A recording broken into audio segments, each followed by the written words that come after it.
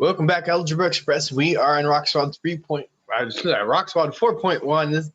This is about nonlinear functions and their graphs. So in this section, we are going to talk about extrema. We're going to talk about local extrema. We're going to talk about absolute extrema. So there are two different types of extrema we will talk about. And so when we talk about extrema, all I'm talking about really when I say the word extrema is like what is the maximum, what is the minimum of this function. The other thing that I want to talk about in this section is going to be symmetry. So we're going to talk about two sorts of symmetry. One of them we're going to call even symmetry. The other one we're going to call odd symmetry, or we're going to call them an even or an odd function.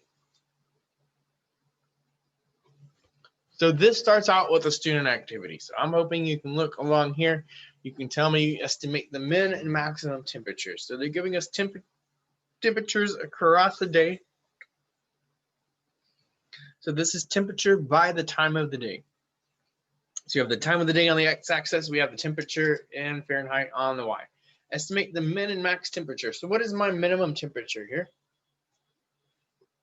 It is right here is the minimum. This is the lowest it's going to go. This is between 60 and 65. I don't know, probably around 62. It says estimate, does not have to be perfect. We're just estimating that value of 62 degrees Fahrenheit. And the maximum up here is going right above 85. I don't know, let's knock it up maybe to 86 degrees Fahrenheit. Did you use values from the x-axis or y-axis to answer this? So we pulled our values. They were y values, they were temperature values. At what time did the minimum temperature occur? So the minimum temperature occurred right here. Oh man, that's 4.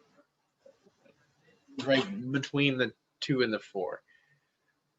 So their x-axis slants a little bit, like leaves a little bit to be desired there probably.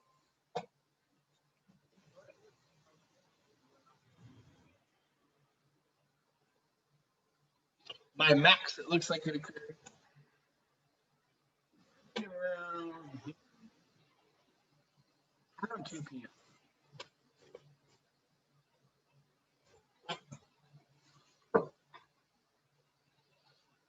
And did you use values from the x-axis or y-axis to answer this? This is definitely one from the x-axis. So if they ask you for max or min, and I think this might be one of the things they're getting at, they're asking you for a y value. If I'm asking for the max or min of a function, I'm asking for the maximum y value. I'm asking for the minimum y value. So when they ask for max or min, they're asking for that. There's some weird way that they're going to ask you, what is the correlating x value? So at the correlating time, or like at what time did that occur, is like asking what is the correlating value, x value for my min? What is the correlating x value for my max? But max and min, when we use these words, they're referring to the y values themselves. What's the lowest this thing's going to go? What's the highest this thing's going to go? Min and max. So local min and max, when we have a graph, it occurs where there's a dip. A min occurs where there's a dip. A max occurs where there's a peak. So a min is your valley. The max is your peak. We do not look at endpoints. So we're not looking here. We're not looking here.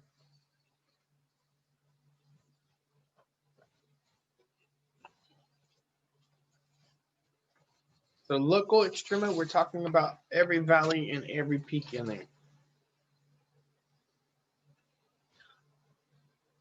Local extrema are also called relative extrema.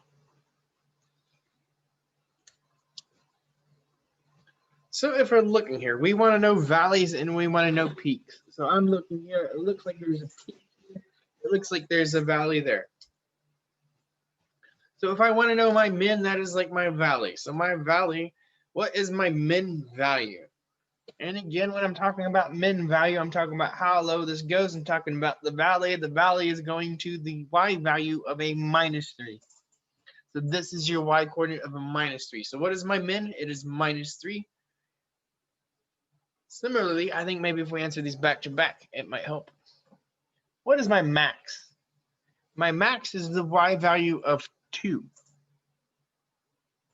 That is my local max.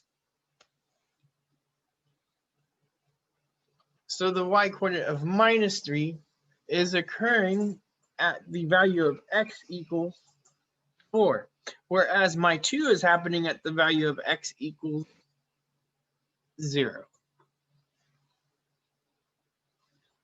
These are my local extrema. I have a local extrema at -3 where my value is. I have a local max or local extrema max at x or y equals 2 at the value of x equals 0. So that is locally. And they don't give us a whole lot of examples with multiple peaks and valleys. But if this thing went up and down, maybe redraw this a little bit. Up and down.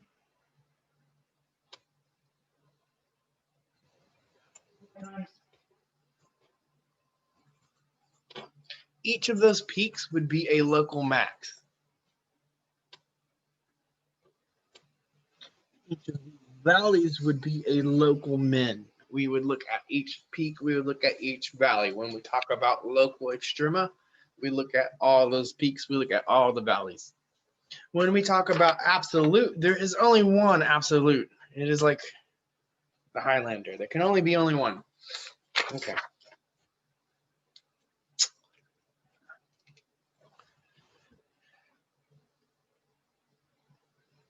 The absolute minimum is the y coordinate of the lowest point on the graph, and the absolute maximum is the absolute highest point on the graph. So if we're looking at this thing, we're looking for the highest point on this graph that is on this graph.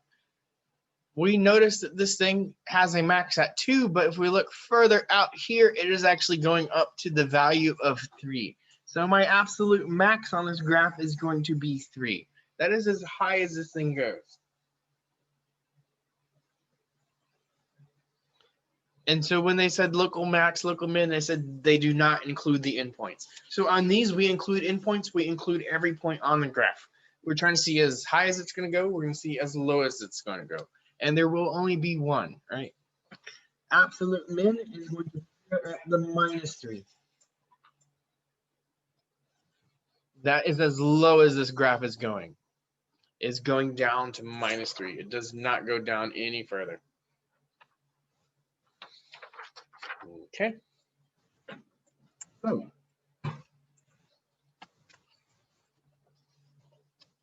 we have our definition of local extrema. We have our definition of absolute extrema.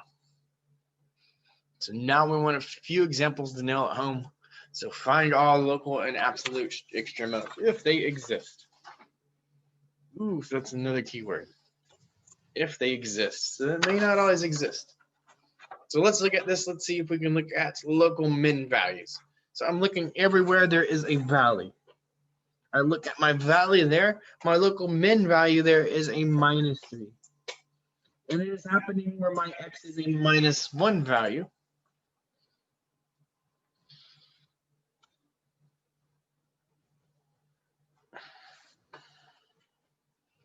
I look for a local max value. So I'm looking for a hill.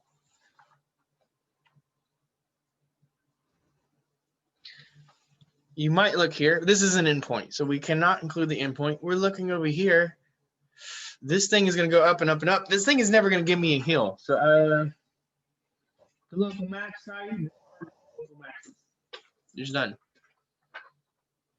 The absolute min value. What's the lowest this thing goes? It does not go down any further. It goes down to a -3. What is my absolute max on this thing? So if you look here, you might want to say my absolute max, or you might want to say your local max is 1. But we have this guy over here. So we're talking about our y values. So how high does this y go? What is the highest y value that this attaches to? it looks like it's going up to infinity. And so if we say that, it say it has no limit, right? So there is no limit. There is none. So those don't exist here. And part of why they don't exist is because this guy keeps going up. It keeps going up, going up. It never goes down. It never makes a sort of like hill sort of thing, right? If we had a hump, if we had a hill, we would have a local max, but there's not even one of them things.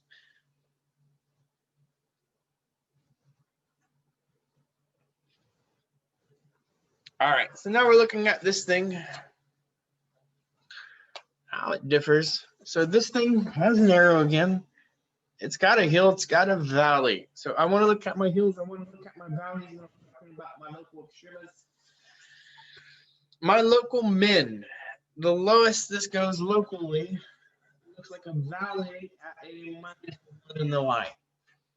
This occurs when x is equal to, I don't know, they're guessing in the middle there with a fraction. It's about 1.5 that we're talking about. It's in the middle of 1 and 2. So definitely guessing it's about 1.5. That's a guesstimate. But the local max value, I'm looking here, how high does this thing go? How high does this peak go? This peak goes up to the y value of 3 when the x is like around a minus 1.5.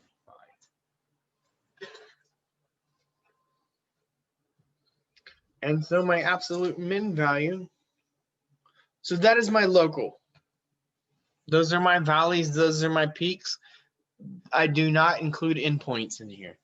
Now I want to look at absolute. So absolute, I include everything. I look how high it goes. What is the highest that this thing goes? Absolutely. Absolutely, it goes up, it goes up. It does not go past this point over here. So the absolute max, the highest this thing goes, and I know I'm answering it out of order a little bit. My absolute max is going to be 4. If I look at my absolute min, this is a min. Amen. But then this thing keeps going down. Okay. So this is not the absolute because this thing keeps going down. How far does this go? It goes all the way down. So if it goes all the way down, it's going off to what that means is that it has no limit down there. It has no minimum value. It is not reaching some sort of limit down there. My absolute min here is none. And again, this is none because this has an arrow going down.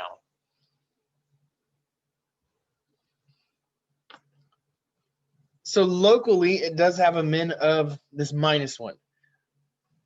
But globally or absolutely, it's going to keep going down. So this is only like a local min, right? So for local mins and maxes, we look at valleys and peaks. And each and every valley and peak in there is a local min or a local max. When we go absolute, we look at the entire graph. We look at endpoints. We look at arrows. We look at everything.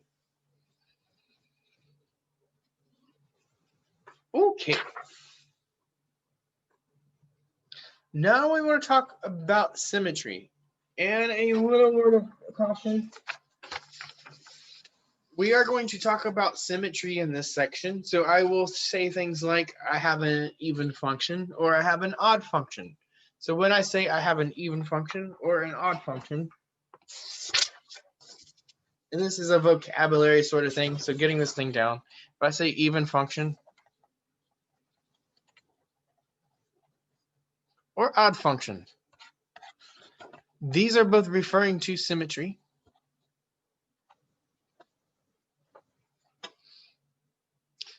In the next section, excuse me, and we will go over this in the next section, obviously, more. This even function, odd function is referring to symmetry. The other thing is that I will say even degree function or odd degree function, and this is the next section.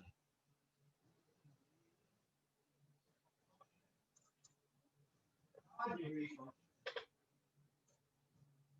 This is something completely sort of different from what I'm talking about here with symmetry. This is talking about the highest degree.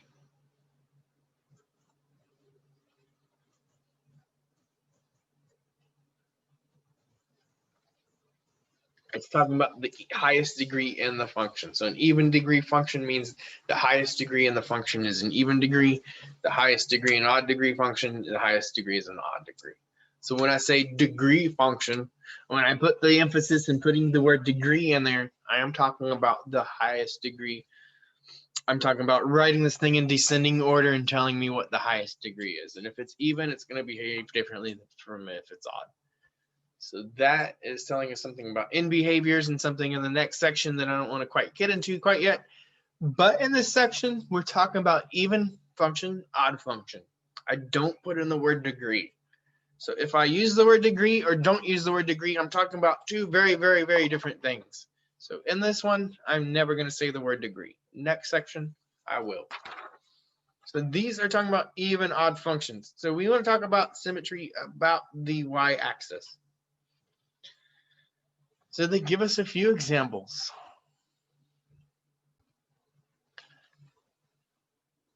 And so they give us a few examples of even functions. And then they give us a few examples of odd functions. And then they ask us to determine whether a function is even or odd on the last page. So this is the last sort of topic that we're going through. But there are three different ways we can represent this symmetry. We can do it graphically. We can do it numerically with the table. Excuse me. Or we can do it symbolically with a function. Okay. To symmetry about the y-axis. So what do you notice about these things? You draw your line right down the y-axis, you fold this thing in half to make a sandwich, it is going to be symmetric. So this is about the y-axis.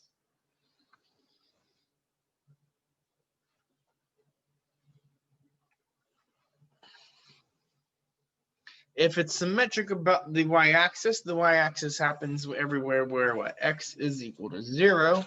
So if we're thinking about this, this should be like where our y-axis is. If we go 2 to the left or 2 to the right, we should end up at the same number. That's what the symmetry is telling me.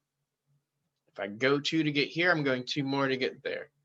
2 more to get there. So what you should notice in an even function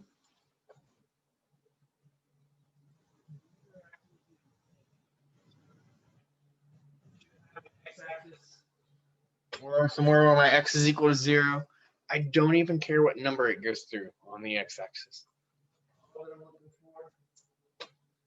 Is that either side of that axis, these numbers should be coming up the same.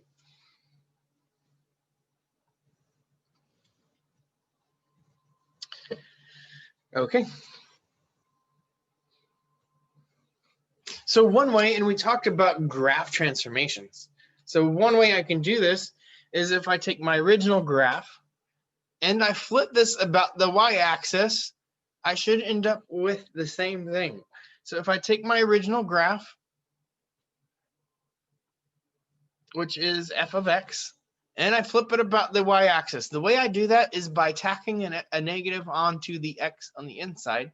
So if I tack a negative and flip it, I should end up with the same picture as my original graph. So you can think about this maybe with graph transformations. If I flip it, I end up with the same thing.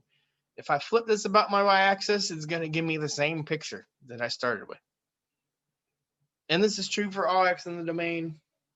So we want to have the symbolic rule. We want to be able to check this symbolic rule. So if we look at something like x squared plus 1, x is equal to x squared plus 1. I want to figure out, in the way they have it kind of set up, is I want to figure out what happens when I throw a negative into my x. And so this is going to be the strategy to see if something's even. It'll also be the strategy we use, similar strategy to use when we say something is odd. If I take a negative x and x squared, and I add 1, I'm going to end up with x squared plus 1. This negative is going to square. It is going to square to a positive. And if I look at x squared plus 1, this is my original function that I started with. So I start with f of x. I plug in a negative x into my f of x, and I end up back at my original function. So what this is telling me is that my f of a negative x is equal to f of x. And if I get this result, this is telling me that this thing is even. So if I want to prove this thing is even, I do it by plugging in a negative to my x, or a negative x into the x. If I end up coming with the same thing, it is even. Similarly here, if I want to do g of x is this thing, if I want to do g of a minus x equals the square root, and I take a minus x and I square it, and I subtract 1. I'm going to end up with the square root. This is going to become positive. I'm going to end up back with my g of x. So I've just proven that this thing is equal to this thing, which tells me that this function is an even function.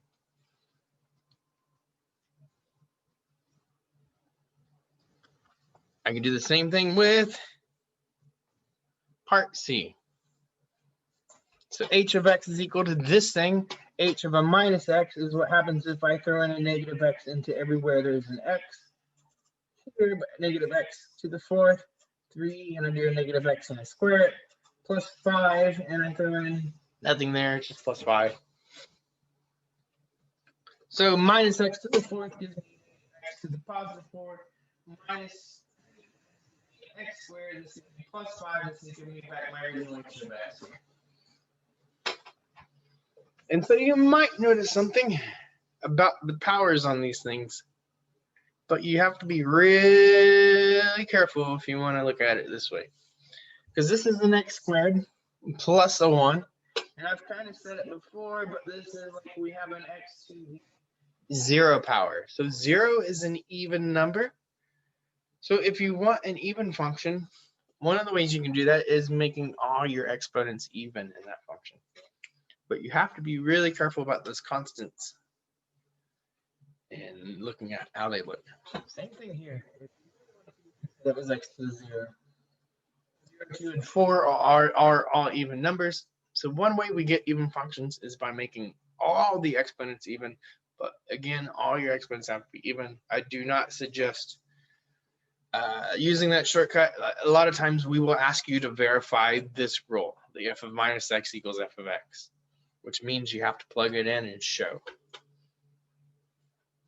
which is a good idea because sometimes you're going over these quickly and it's not, everything is not even, right? The second I like throw in a x to the 3rd or anything into this, it is not an even function anymore. X squared plus x is not even. And we can verify it, right? If we plug in f of a minus x, we get something like minus x squared, and then we get plus and minus x. This is x squared minus x. This is not x squared plus x. That is not an even.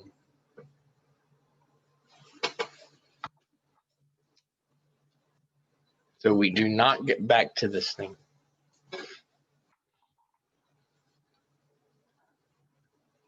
And we don't get back to that thing primarily because of this guy right here, right?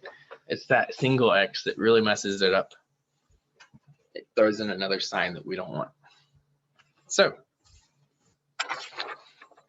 throw in a negative. If the negative like kind of disappears out, is one way to kind of look at it, right? It simplifies out somehow, probably because all your exponents are like even powers and the negative is simplifying out.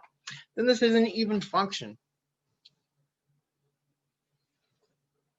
One other way we can think about that is it's symmetric about the y-axis. If it's symmetric about the y-axis, we can also think about that with like graph transformations, right? If it's symmetric about the y-axis, your y values on each side of the axis are going to be exactly the same. So there are 3 ways to say the same thing. Some function is even. What does it mean for a function to be odd? It looks a little funny, something like that. Who knows? So there are a few ways that they describe this odd symmetry.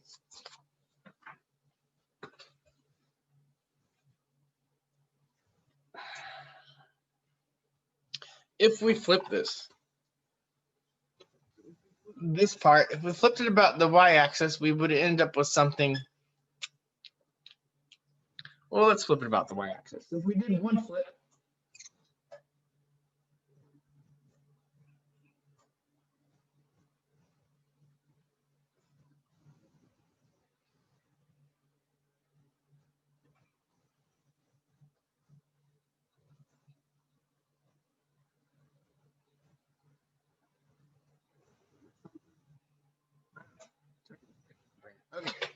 If I did one flip, it would look something like that. That would be flipping about the y-axis. And so if I flip it about the y, the other thing I would have to do to get it back here, I'd also have to flip it about the x.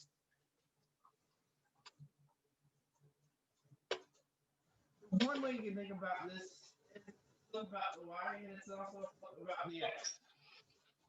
Same thing with this. If I had this flipped about the y, I would have to flip it again about the x. So flip it about the y. Flips this over here, flips this over here. I have to flip this about the x to get it back up there. So this is, you can think about this as two flips. There is one way they think about it as one flip. They call it, it's a symmetric about the origin.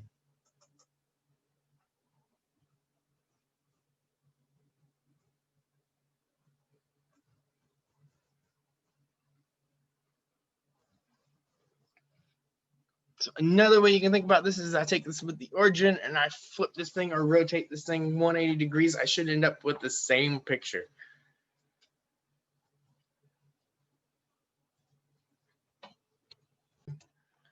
Okay, and so graphically, these things look like you would do two flips on them. Another way is that like if positive 1, 1 is on there, then the negative 1 is on there. So we have to flip both the x quantities and the y quantities. There are two negations that are happening here. There are two flips, there are two negations. So the first thing that we want to look at for an odd function is that it does not go through 0, 0. We can right away just reject it and say this is not odd. And in this section, they really like to say, is it even, is it odd, or is it neither? So right away, if it doesn't go through the origin, we could probably tell you it's going to be not odd. Still have to check for even. Okay. So we make sure it goes to the origin so that it is symmetric about the origin. The other thing we have to check on is that when we do these,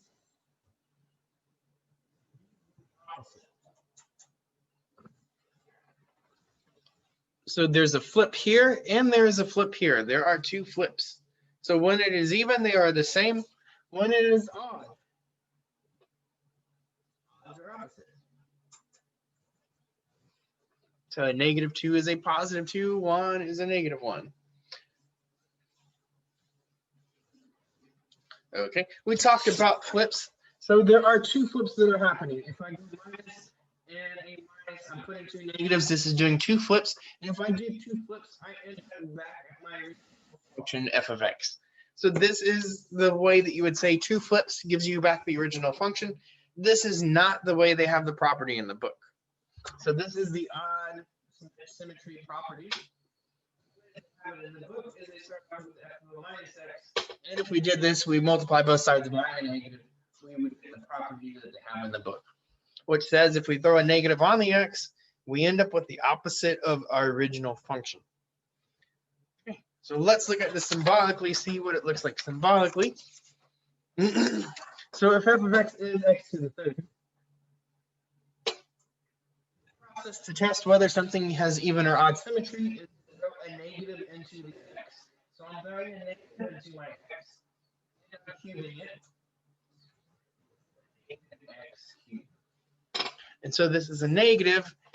I'm able to sort of factor out of this thing. What this is telling me. I have an x cubed, but this is just my x cubed is going to say my original function f of x.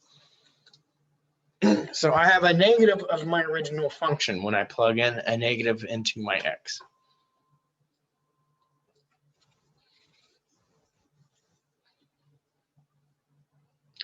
And this proves f of a minus x is equal to negative f of x, which is the property I'm looking for that says that this is odd.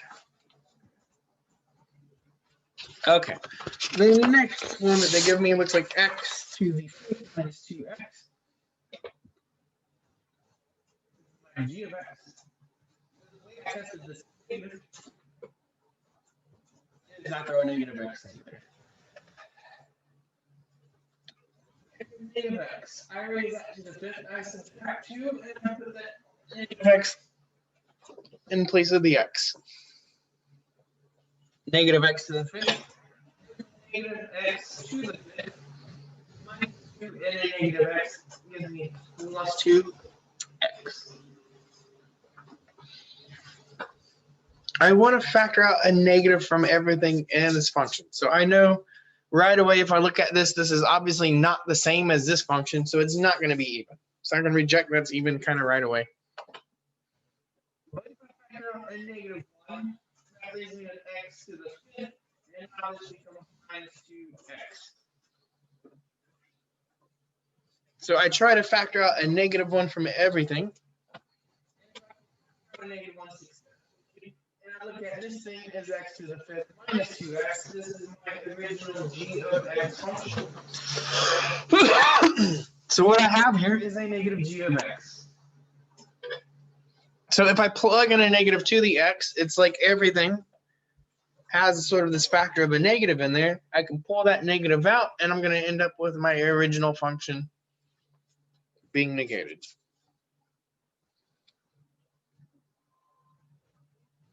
And this thing is equal to this thing, which tells me that this thing is an odd symmetry.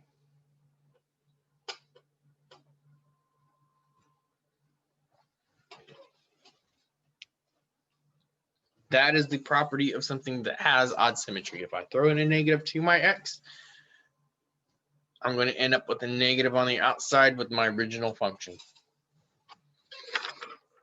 And the last one they give me is a cube root of 2x to the third minus x.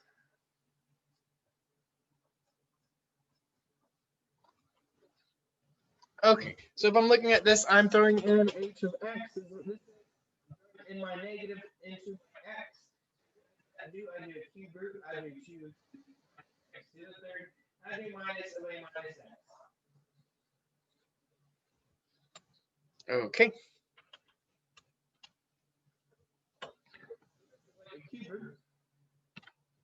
This is like a minus 2x to the third. This is like a plus x. So what I want to do is I want to pull a negative 1 out of everything is my energy. I do that. This is 2x to the third minus x. And I have a cube root here. This negative 1 I can pull out of my cube root. If I do that, you might notice this thing inside the cube root is my original function. So it's like I have a negative 1, and it's like I have my original function h of x.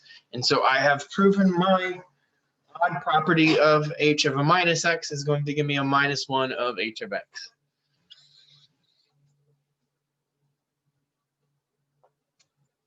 Okay.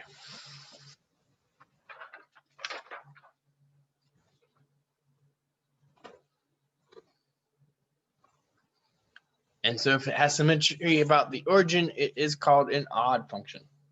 And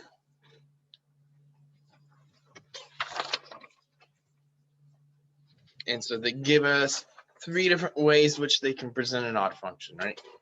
It looks like something that needs 2 flips, or like 180 rotation is the way I think about it. Or they can give it to us numerically in a table, which means our y quantities are opposite when our x quantities are opposite.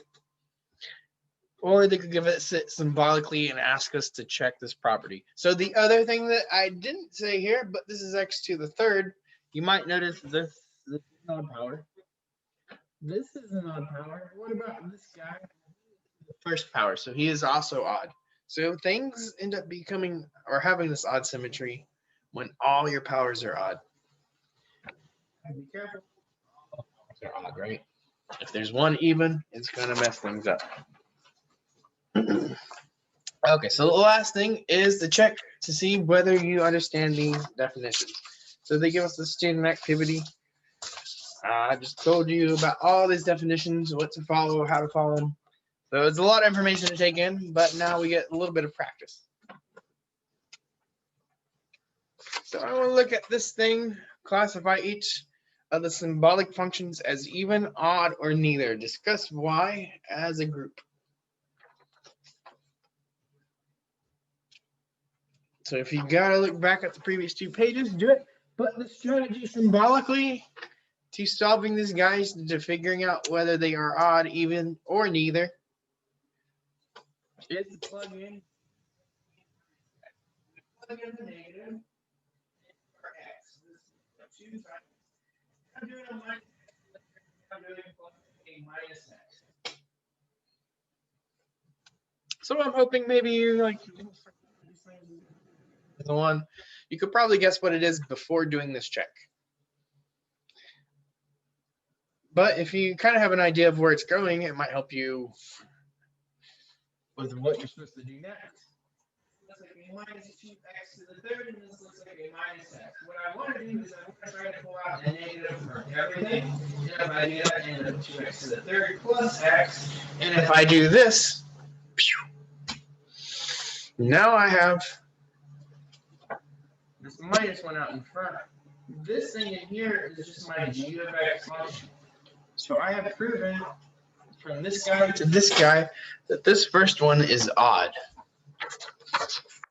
This first one I can say odd.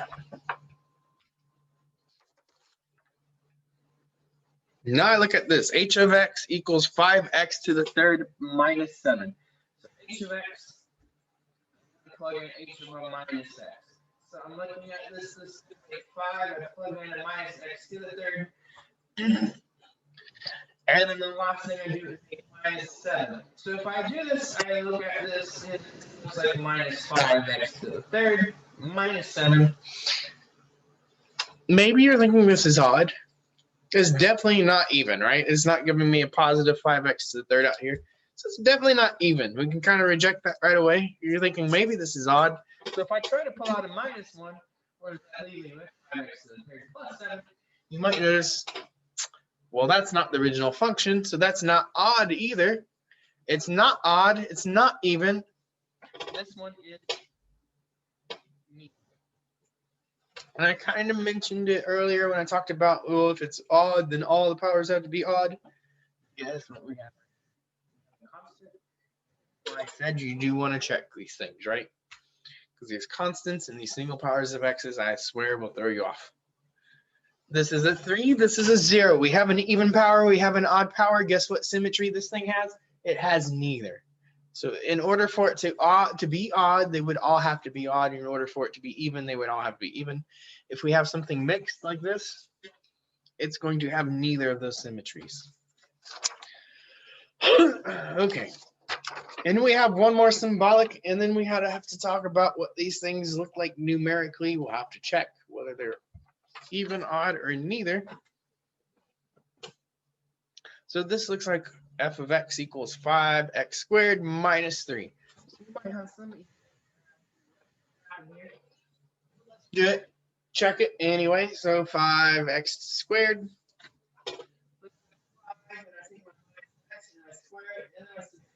So 5x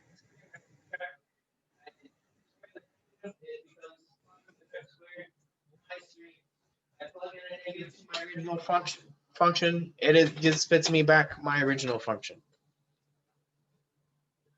And this, if I get this property where I plug in a negative and I get back my original function, this is the property, or the even symmetry.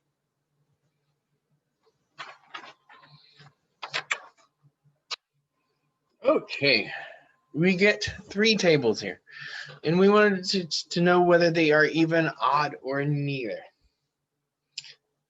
So determining even or odd. Yeah, here. Are they the same or are they opposite when we swap our x's? So 2 and a minus 2 gives me 1 and 1, 6 and 6. So these are the same. So what I'm thinking is these are even. So if it's even, I don't really care what's going on there. I could put any number in there. These are the same, so these are same. This is giving me the even symmetry.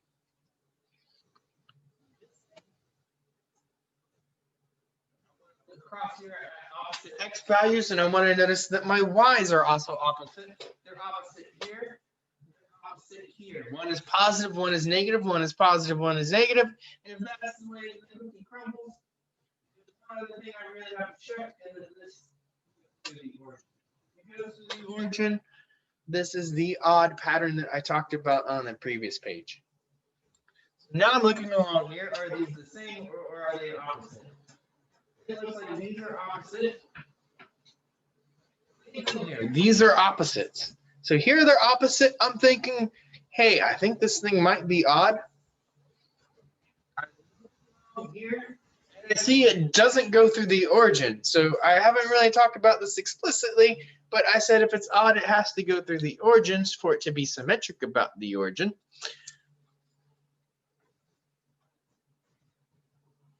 And you can probably see that. It has some things like this.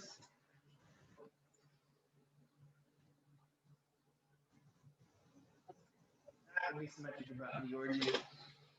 But if I pick any of them that's not on the origin, there's no way to make this symmetric about the origin. So it's got to kind of go through at the origin to remain symmetric about the origin.